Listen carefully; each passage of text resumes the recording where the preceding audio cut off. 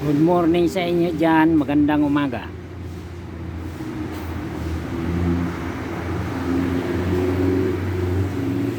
Itong nakasulat sa pader na ito yung pader ng DOJ.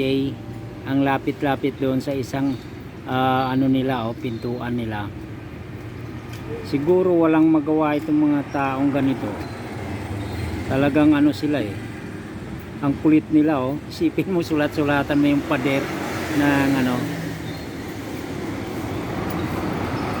siguro kulang sa disiplina, kulang sa aral yung mga taong ganito. Imbes na tulungan nilang linisin yan gaganyanin pa nila. Wala talagang magawa yung mga taong ganyan. Yan lang ang video natin ngayon, kasi umagang umaga nandiyan na yung sulat na yan Maraming salamat sa inyo dyan.